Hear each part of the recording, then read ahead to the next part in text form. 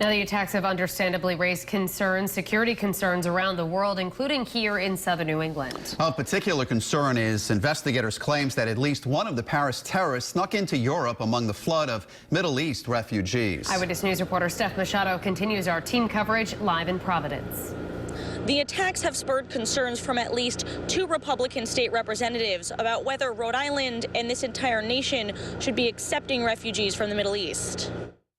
In a letter sent to Governor Gina Raimondo, Republican State Rep Bobby Nardolillo wrote, "I call on you to immediately rescind your offer to have Rhode Island host Syrian refugees." Governor Raimondo said in September she was open to accepting refugees here if asked by the White House to do so. We asked her again today in light of the attacks on Paris, in which French officials believe at least one attacker traveled to Europe with the flow of Syrian refugees. What I've said and what I stand by is we'll take our lead from the president and the federal government. The U.S. planned to take in 10,000 refugees, and President Obama reaffirmed this morning he won't be blocking them from coming here.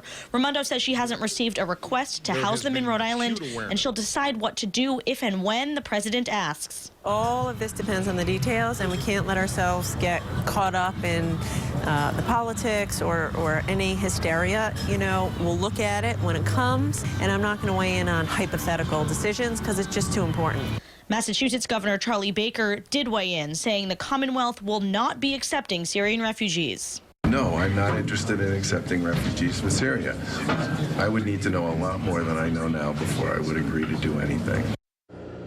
And the ACLU today called on Governor Raimondo to support people fleeing Syria. And coming up new at 6, our congressional delegation talks about the process by which those refugees are vetted and how to keep Americans safe. Live with the Providence Mobile Newsroom, Steph Machado, Eyewitness News.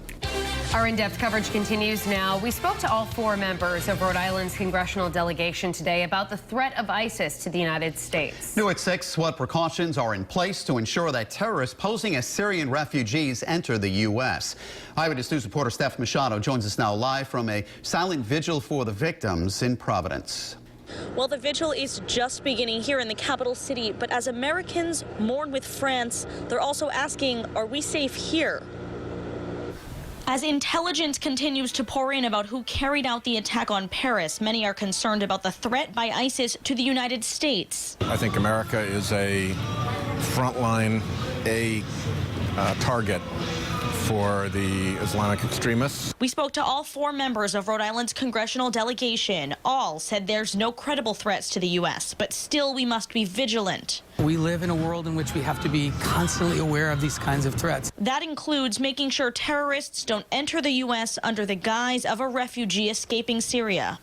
At the same time, we're balancing that against the humanitarian crisis that is occurring. Senator Jack Reed explained how those refugees are vetted.